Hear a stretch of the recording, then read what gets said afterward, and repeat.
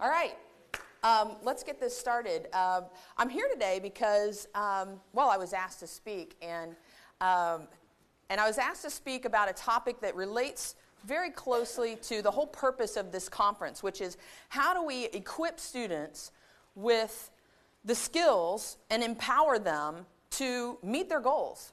The goal of being in college and finishing and getting a degree and learning more and becoming a better citizen and getting a better job and all that good stuff. So my focus today, I'm going to be talking about the psychology of achievement. And it's funny because I told my classes, I'm giving a talk. Some of y'all are here, so you remember me saying this in class. I'm giving a talk about the psychology of achievement. That's me imitating myself. And they were like, oh, it's just about doing your work. And I said, there's a little bit more to that. So we're going to get into what makes people successful at their goals. Now, the word successful is a loaded word because some of you, when I say the word successful, you're thinking Maserati. I mean, some of y'all define success as material things, is my point. Some of you might define it as living in a certain neighborhood when you hit a certain age. Or maybe success is getting that degree finally. Maybe success is having a certain amount of money in your bank account. Maybe success is being a whole person fulfilled in life. I don't know. It's up to you to define what success means. But whatever success means to you, wherever you're sitting in here, what your version of success is, my question for you today is, are you meeting your own standards that you're setting for yourself? Because if you're not, and if you're like me and you're human and you make mistakes and you fall down and you beat yourself up and you get your feet dirty and you get your knees dirty, you find yourself just crawling through the mud some days and you're like, ugh, I hate the world, right? Or, oh, gosh, these people are driving me nuts. So how do you pull yourself out of that? And how do you keep yourself motivated so that you achieve those goals? Now, you might notice behind me is I've purposefully chosen these two pictures on this first slide. On your left is the National Spelling Bee winner from a couple years ago.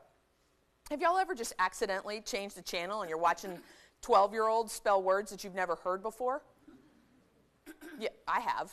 I have a PhD and I've heard 12-year-olds spell words I've never heard before. And I think about it and I'm like, wow, what sets that kid apart that she and all the other 100 and some odd kids who compete in the National Spelling Bee, what makes them different? What makes them different? They're all really smart. Okay, they've got that going for them. We think they are. I mean, they certainly sound smart when they can spell words I've never heard. But they do something really different to be qualified and to make it into that spelling bee. And then we have on the right, you might recognize them. Does anybody recognize those folks? That's Michelle Obama and her two daughters back in 2008. So now her daughters are a lot taller and they're hitting puberty, so they look more like her than like little girls. But you might not know that in addition to being the first lady and married to Barack Obama, our president, that Michelle Obama was actually Barack Obama's boss. Did y'all know that? They met because he was interning at the law firm where she was a manager, essentially. And he was like, will you date me? Will you date me? Please, come on, date me. Look what I got. And she was like, no, I ain't got time for that. And she kept rebuffing him. And finally, she was like, fine, I'll go out with you. So she went out on a date with him. The rest is history. They got married. But she was a successful lawyer in her own right and served, I believe, if I'm not mistaken, on the board of directors at the University of Chicago Hospitals, which is a prestigious hospital system in Chicago. She was accomplished. This woman had it going on. And people think of her as a first lady now, not knowing the details of her background. But do you also know that Michelle Obama, her mother was a stay-at-home mom, did not have a college education. Her father was a city service worker. No college education. Two parents just putting it together for their kids in the south side of Chicago, a working class neighborhood where very few people made it out.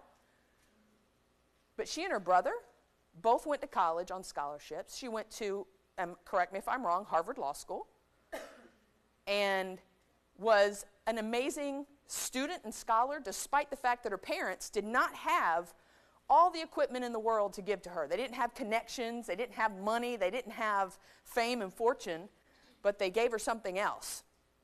And I guarantee you she's passing that on to her daughters, who are going to have the fame and fortune and the money that she didn't have. But they're probably more important to her than giving her daughters fame and fortune is giving them, not the brains, but the mindset. The mindset of achievement. The mindset of, I have goals for myself, and I'm going to make sure I meet them, even when I'm crawling through the mud and I got dirt on my knees, and I hate the world. So that's where we're going to go today. And let's get started. What's the difference between those who go down success lane and failure drive? And failure's a hard word to hear. If you're like me, you don't like being told you're a failure. I'm a person who I beat myself up when I don't achieve my goals or hit them in the time frame that I want to hit them. And so failure, nobody wants to be called failure. Failure.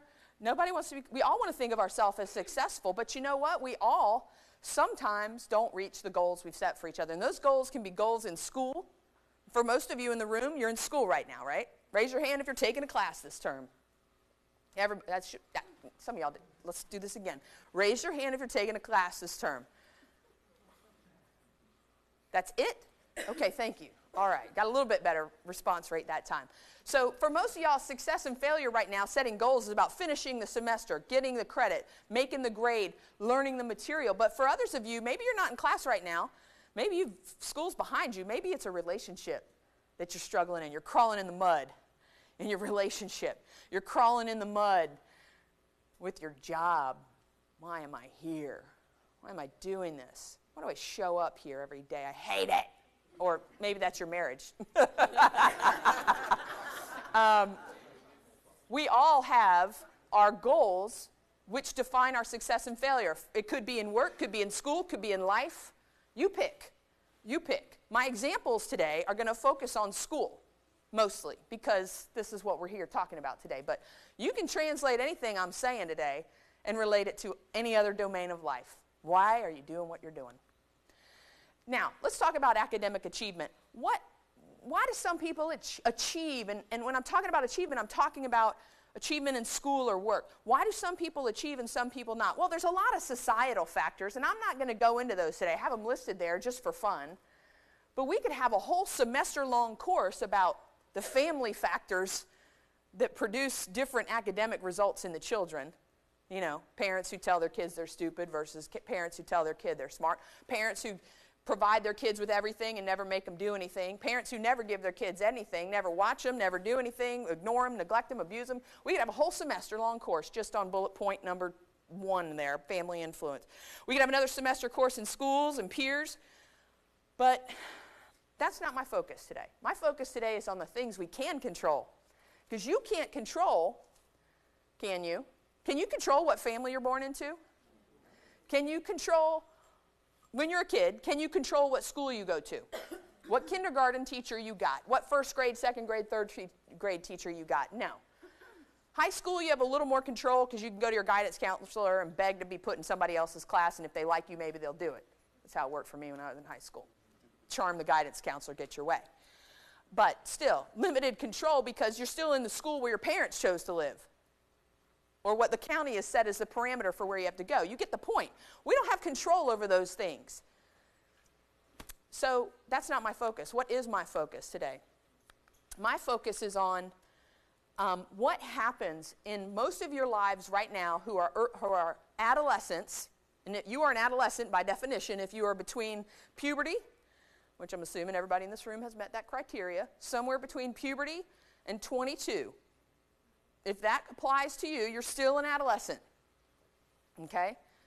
If you're over 22, you're still allowed to listen, okay? It still applies, okay? So why are we talking about, what do we mean when we talk about achievement in the field of psychology? It means something specific in this field, and when psychologists use the term achievement, we are talking about educational success and occupational success, doing well at your job, moving up through the ranks, persevering at work or at school. And we know that adolescence is an important time in determining the path. That's why I have the sign up there again, success and failure. What road are you going to take? You're going to go this way and party with your friends from the time you're 15 to the time you're 25 and don't realize you missed a bunch of opportunities till you're 35 and all your friends, other friends that didn't party all the time, they're living in houses and driving cars and have kids and settled life. Not that it's all gloom and doom. I'm not trying to say that. But my point is that we make choices when we're in those late teen, early 20s years that kind of steer the ship. Think of a ship for a second. Imagine a ship in the ocean. Does the ship turn around quickly like a motorcycle does? No, the ship doesn't turn around quickly. The ship makes slight gradations in its course so that it ends up in Africa, not in London, England. Just a slight turn of the wheel changes the final destination on the ship. And that's kind of the same analogy you can apply to your life and the decisions that you're making right now if you're between the ages of puberty, and I'll even go out to 25. You're making decisions today, tomorrow, this year, next year, that are going to be slight steering modifications that either put you in the Cape of Africa or Greenland or somewhere in between. You're not going to feel like, oh, I'm turning around now. You're not even going to know it. You're not going to know it till you're 10, 15 years down the road. So what are those minor things that you can do now? Those little tweaks in the steering wheel of the ship. Mindset. What can you do? What do you have control over? Pause for that question and let me tell you a couple things. Number one, why do we care? Why do I care? Why do I care? I'm 41 years old. I've already traversed the land of young adulthood. I'm in middle adulthood now where I get to look back and go, what did I do back then? But why do psychologists care about this question of achievement and adolescence? Well, number one, our society cares about it. We put a lot of emphasis on educational attainment. And it's not just because we say, oh, it's important to have a college education. The statistics speak for themselves. Do y'all know that the earning potential of a person with a college education versus the earning potential of a person with only a high school education is about a 40% difference? That's the difference between making $20,000 a year and making, hold on, let me do the math, $28,000 a year. That's a difference in take-home pay of several $100s a month, depending on where your income starts. If it's $30,000, then 40% of that is going to be $42,000. Then that's $1,000 more a month in pay. Being a high school versus a college graduate. So our society rewards educational success because it's a sign. It's not just because you have the piece of paper and somebody just said, hey, here's a piece of paper, go make some more money. The paper tells us something about you, that you've learned something in college, but also that you've persevered. Also that you can stick to a task. You can run a marathon, not just a sprint. I had a friend once tell me that college is not a test of who's the smartest. It's a test of who can last the longest. And that's actually true. That's actually true. The second reason we care about this is because today more than ever, your generation faces more choices. Sometimes choices feel great, and sometimes choices feel like stressful. Do you know what I'm talking about? Did anybody ever ask you, I know what the answer to this question is. Did anybody ever ask you, what's your major? What's your major? And did you answer the question if somebody asked you that and you're like, it's nursing. And then they're like, great. Or then they ask you again and you're like, I changed it. Now it's psychology. And you're not really sure what your major is sometimes. And the fact is, sometimes psychological research has actually told us that when you provide people with so many choices, sometimes it makes it harder to choose.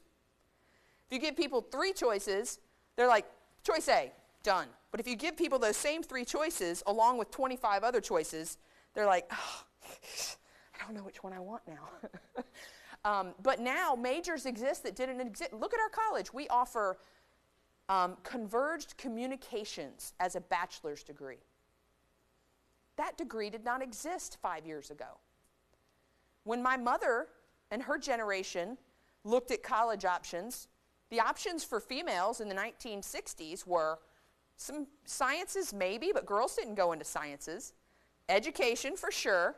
Nursing maybe. I don't know. Anything else that females faced as choices in the 60s? Anybody want to help me with that choice? I don't know. There's others. I'm just drawing a blank here. But my point is the number of majors that colleges and universities offered just 30 years ago was a fraction of what's offered now. So now you all have choices. That's if you go to college. If you don't go to college, you could still have tons of choices. Choices, choices, choices, choices. So all of us end up with a lot of different pathways. And there's a wide variation. What's that mean, wide variation? It means variety. It means everybody ends up in a different spot. Have y'all ever seen, has anybody ever watched Price is Right? I haven't watched it in a long time, I'll be honest. But do they still have the game Plinko? Y'all know the game Plinko? It's where the person stands at the top of this board and they drop down a chip and it goes click, click, click, click, click, click, click, click, click, click. And if it lands in a certain spot, they get what? How much money is it now? It used to be $25,000. Hopefully it's inflation, it's gone up. It hasn't? If it's 25, they're getting ripped off. It's 25 still? That was still 25 back when it was Bob Barker. Anyway, wide variation. With Plinko, there's a wide variation of pathways that chip could fall. And the same is true with you people. Everyone sitting in here, there's going to be, if I followed you up with each of you in 5 years and asked you, where are you now? I mean, you're all sitting in an FSCJ room listening to a talk on achievement. You're all thinking, I'm going to finish college, I'm going to get a degree, I'm going to do this, I'm going to do that. And if I tracked you and compared where you are today to where you end up in 5 years, it's going to be a lot of variety. Well, why? What are the factors that influence that? Well, we know that only about 43%, think about that, 43% of community college, CC means community college students, graduate in 3 years. To two-year degree. Two-year degree. Only 4 out of 10 community college students finish a 2-year degree in 3 years. And universities, they're not doing much better. Universities, 73, so about 3 out of 4 university students, so UNF, University of Florida, FSU. For every student who starts, 100% of students who start at those universities, only 3 out of 4 finish in 6 years. So our educational system is going, that Home Alone image of Macaulay Culkin, because all of those students are getting debt, student loans that they have to pay back one day, right? Anybody in here not have a student loan? Keep my hands down. I have one still, okay? Yeah, so you have students not graduating, but having debt and all that stuff. We're like, whoa, what do we need to do? That's why we're having conferences like this, so we make sure students finish. At FSCJ, you see the number. About a third complete their associate's degree in a 5-year time frame. My question for you is, which percentage are you going to be? Are you going to be the third that finishes in 5 years? Well, hopefully not 5, but maybe 2 or 3. Or are you going to be the 2/3 that we lose track of those other 2/3, honestly, because it takes too long, okay? We know that males are doing worse than females. Bad news for the girls and guys, actually. Because for the girls, it means you end up with your degree and a good job, and it's hard to find a guy that's as accomplished as you are. That's the facts. There's actually sociological books and papers about the imbalance between male and female achievement and what that's doing to marriage rates, to birth rates, etc. If you're a guy, it's actually a good deal for you in some ways. If you're a guy who succeeds and you go to a university, guess what? Anybody ever heard the song from the 1960s called, I think it's by the Beach Boys? 2 girls for every boy. Da, da, da, da, da, da, da. That song? There literally is a 2-to-1 ratio of females to males at universities. So what's that tell us about males? Males are, the trend has started to reverse itself in that females are outperforming males in educational attainment. And minority students, except for Asian Americans, are less successful than majority students. So some are simply just saying, I quit. Not because the statistics are so bad. People, you didn't know these statistics till I just showed them to you. So it's not like people are like, oh, I just feel all the pressure against all the males and I'm a male, so I'm going to quit. That's not how it works. But the fact is, some people are bowing out. What's going on?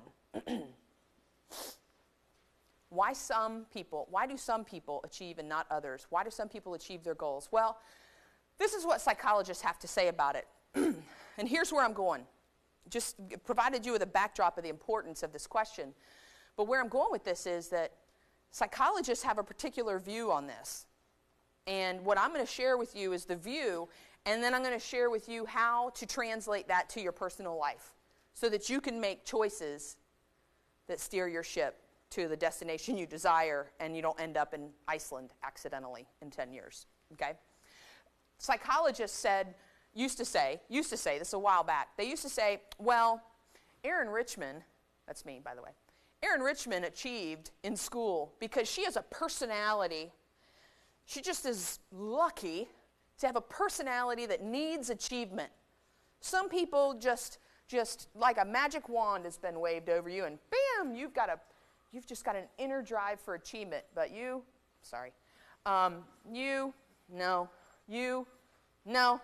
yes.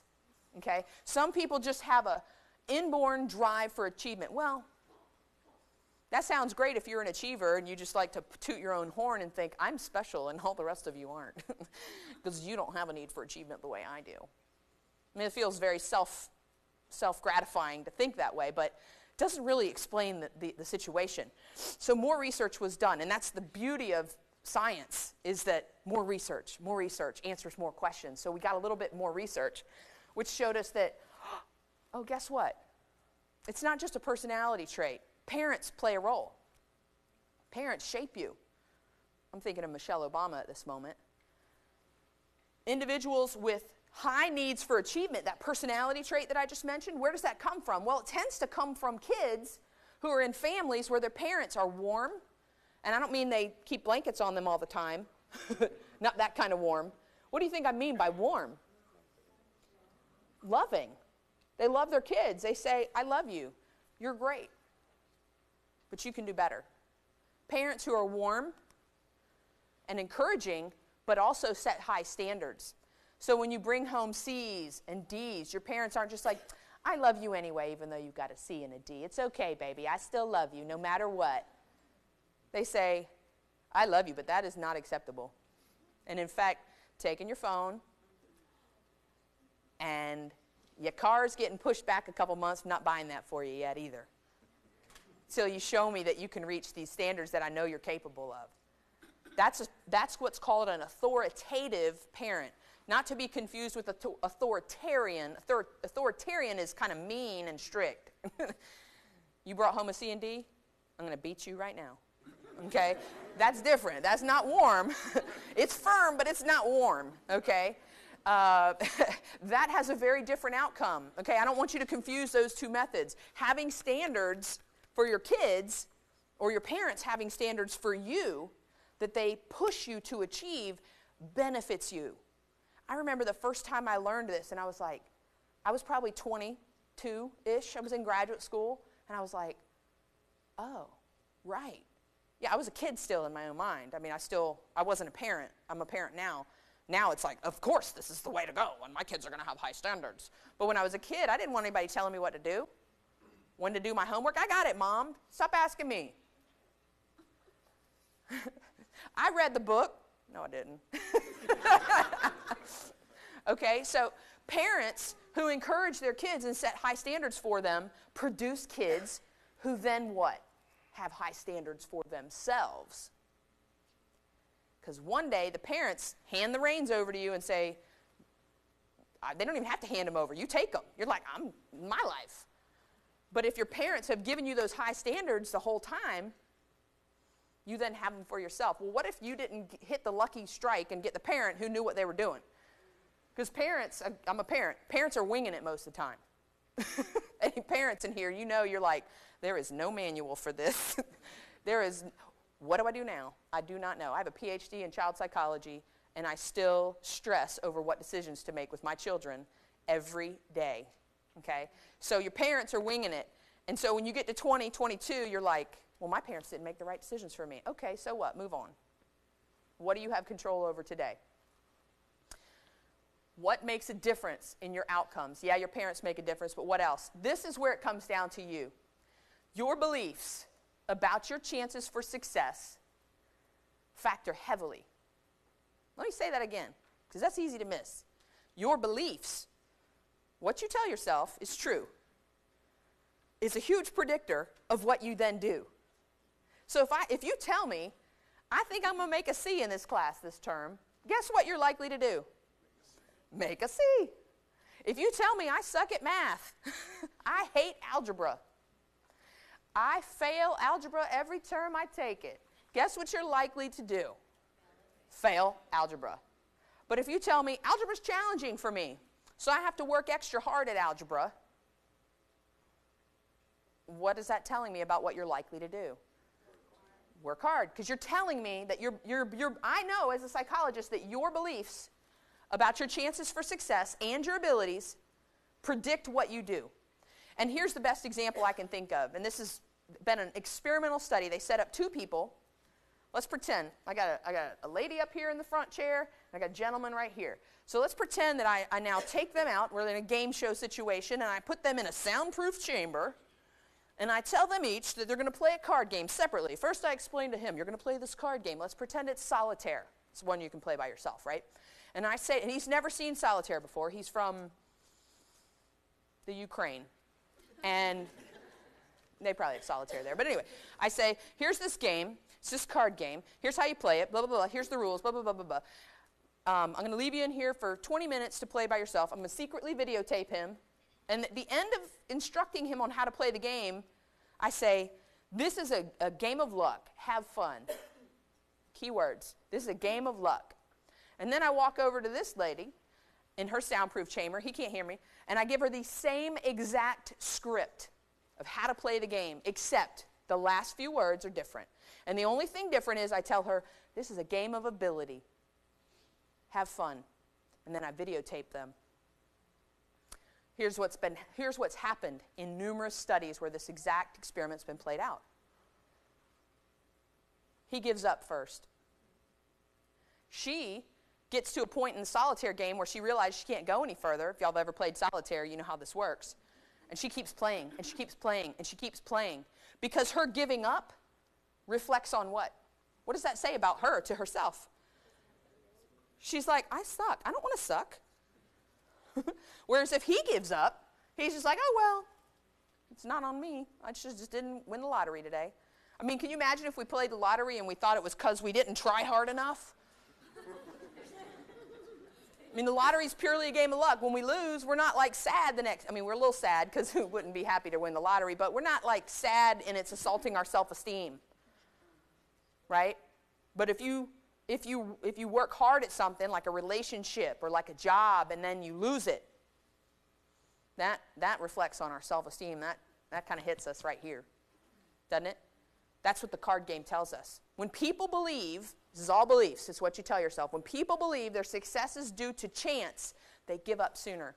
When people believe their success is due to their ability, they keep working in the face of a challenge. And that, I want you to just echo that in your head.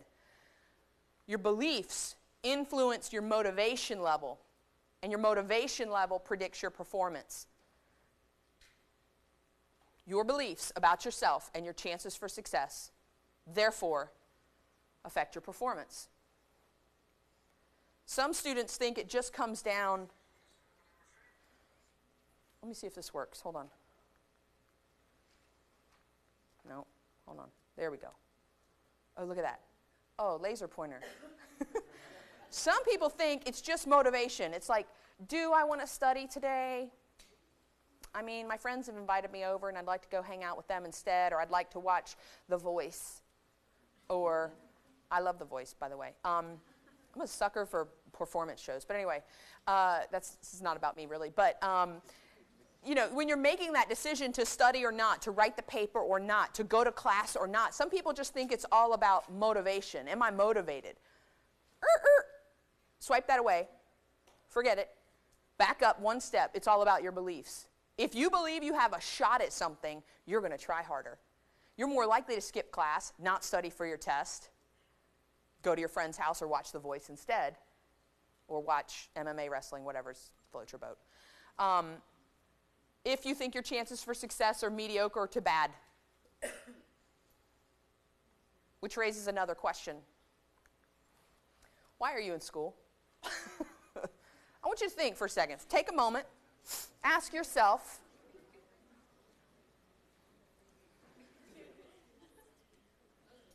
why are you here? Be honest.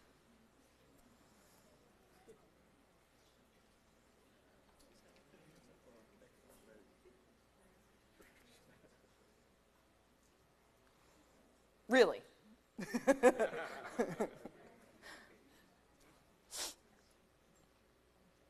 That's a big one right there. Right? Mo money, mo money, mo money. Right? Really though? Really? I'm going to tell you, I'm going to put out a radical thought here for a second, which is that if you're here just for the money, you're in for a rude awakening. I have a PhD. And I'm not trying to toot my own horn saying that. It's more consolation. Okay. But you would think with earning a PhD and I got my bachelor's degree, which took, several years, and then I went to graduate school. That took 6 more years to get the doctorate. You'd think I'd be a millionaire, right? That's wrong, actually, though. I went to school all those years, and I'm not trying to again, it's not tooting my own horn here, but it's an example. It's part of why I can give a talk on this topic is because I feel like I understand it personally. Because when I went to graduate school, I knew I was not going to be rich. If I wanted to be rich, I would have become the corporate lawyer that I considered becoming. But instead, I had a passion. And I had a passion for teaching. I had a passion for reaching students, for returning what was given to me in my educational experience. That, you can't pay a price for that, right? Right. So my question is, why are you here? This is what I've heard students say. I want a good job. Oh, yeah, that's good. I want to make more money. Okay. Well, because I went to high school and all my friends are in college and, well, I got to have something to talk to them about at Christmas. Okay? When they come home from the University of Florida, I want to say I'm taking classes too, or because X person says I should. My mom, my cousin, my grandma, my dad, whoever, says I should be in college. If those are your I would say if any of those fall in the first 2 reasons why you're here, and I don't mean here today, I mean in college. If any of those reasons right there, you're shooting yourself in the foot. But if these are your reasons, I truly love learning. I have a passion for knowing things. You're going to be the card player who succeeds in the face of obstacles and challenges because I enjoy working in X field, in teaching for me, or psychology. I'm running short on time, so I'm going to kind of get through these last few slides. I'm going to gloss over them, so hang on. Pull your pants up. Put your seatbelt back on. We're going to hit some turbulence. We're going to go fast here, okay? But I want to hit this point pretty hard, which is, are you here for an intrinsic reason? The word intrinsic, this is a college word, okay? You can go home and use the word intrinsic with your family and reassure them that you have spent your money wisely on going to school, okay? Intrinsic. It means I'm here, I'm doing this school thing because I enjoy it. It provides me with intrinsic pleasure. You could flip the example and say, marriage. Why are you in your marriage? Are you here because your person pays your bills? Are you here because the person, whatever? Or are you here because you actually enjoy the person and the life that you share with them? Your job, are you there because it pays the bills or because you enjoy it? Intrinsic versus extrinsic. If it's extrinsic, it's because of the reward, external rewards. You know what? I try to encourage my kids to do things because they understand the benefit of it, not just pay them for things. My kids are too young to pay them. They don't even understand money yet, so I'm good for now. But I would argue that one of the worst things a parent can do with a kid is only pay them for their grades. The kid's learning that this is all about money. Why is that dangerous? Because then when the kid hits the first obstacle and the money's not flowing, they're going to be like, why am I here? What am I doing? I give up. If you want to be the people who finish college, you want to do things because they mean something to you. I'm going to skip through some of this. What do you tell yourself when you succeed and fail? When I teach this in my classrooms, here's the example I use at this point.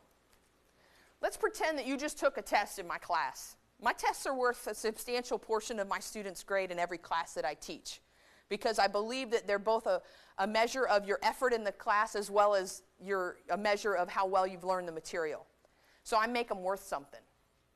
They're usually worth a big chunk of the grade. So let's pretend you're in my class and you just took your exam on paper, and I come back to class and I hand you back your test. Here you go. Here's your test. Now, before I hand you back your test, have you all had the experience? You're like, teacher's walking towards you, you're like, in your mind. I mean, you don't really do that. Nobody really does that, right? Maybe they do. Okay. But the reason you do that is because when you're taking the test, I remember what it was like to be a student who was unprepared sometimes. You sit down, you're like, okay, I think I can pull a B. You're bargaining with yourself. You're like negotiating in your mind, okay, if I don't study, I think I can make a C. If I do study, I think I'll make an A minus. And then when the day of reckoning comes and the professor or teacher hands you back your test, you're like, did I or didn't I? And let's say that you get back the test and it says that you made a 97. And you expected a B minus tops. I mean, don't y'all do this in your own mind? You're like, you kind of have an idea before you start a test how you're going to do on it. A range anyway. Somewhere from fail to A. But I hand it back, you get a 97. You're like, sweet, right? And what do you say to yourself? The question is, do you say to yourself, ooh, I got lucky? Or do you say to yourself, my hard work paid off, and I'm good at this subject? That's what I used to tell myself in psychology classes. I was like, well, I did pretty good here. Maybe this is my thing. Maybe this is what I'm really good at. But what if you get back a 62? Anybody happy with a 62 out of 100? No? Good. That's good. Your parents gave you a little bit of standards then, okay? 62 is bad. It's bad, okay? So you get a 62, and I don't care who you are, that would be disappointing unless you really Christmas treed the test. Then you'd be happy, okay? But a 62, then what do you say to yourself? You get the test back, and it says 62, D, Maggie. And you go, you cuss a little bit. Let's be honest. You cuss a little bit in your own mind, and then you say, ugh. And then you say something else, and it's probably a couple things. I hate this professor. Her tests are so hard. Some students, that's their first reaction is, your tests are so hard. I'm like, really? Because I have a lot of students make A's on them. So if you're telling me they're hard, then what's wrong here? So some people say, oh, the test is so hard. The professor's so unfair. And then some students will say, I'm just bad at tests. I just can't take tests. I don't know what's wrong with me, but I always fail tests. Oh, really? Well, do you always study for tests is my next question, okay? And then some students will say things like, oh, and this is not to mock prayer at all, or any version of that, but some people are like, I prayed so hard, I really thought I was going to get, okay, you're leaving that's, prayer and luck are wonderful when they turn out our way, but we don't control that, do we? No. If we did, we'd all be rich, and we'd all be loved equally by everybody, and, the world would be a perfect place, would it not? Hopefully. Hopefully that's what we're all hoping for. So here's what it comes down to. Do you attribute, do you think that when you succeed or fail, that your success and failure is due to your ability, your effort, your luck, or the difficulty of the task? Well, I can tell you right now, you are going to be more successful in the future if you attribute your failures to things that you control. Let me say that again. When you get to 62, when somebody breaks up with you, you say, I need to do something different in the future. I can control what I can control, and that's what I'm going to focus on. I can't focus on the person's personality, the difficulty of the test, the bias of the teacher, but I can focus on what I do with my life and how I focus my actions day to day and steer my own ship. Because if you focus on what you can control, you will steer your own ship and not be steered by something else. So what you say to yourselves before you take a task, like a test or relationship or difficulty, or when you hit the point in the solitaire game where you can't figure it out, what you're saying to yourself at that moment determines what's going to happen next.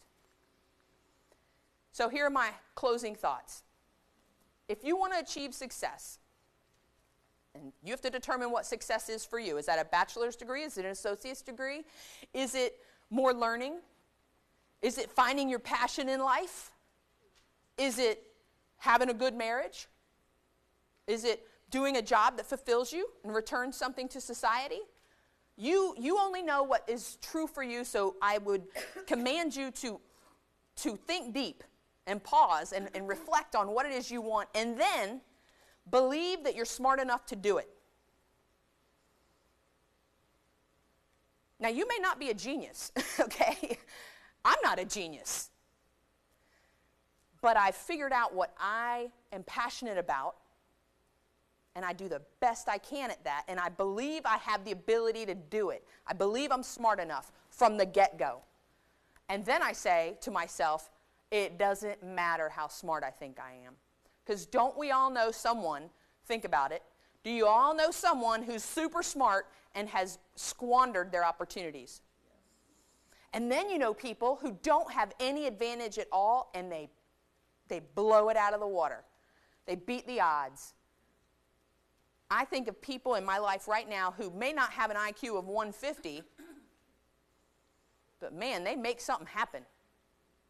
And then I know people with IQs of 150, I'm like, you still just playing video games? Thirdly, believe you can do it. Believe, and this one here is about chances for success. The card game. Do you believe that you can do it?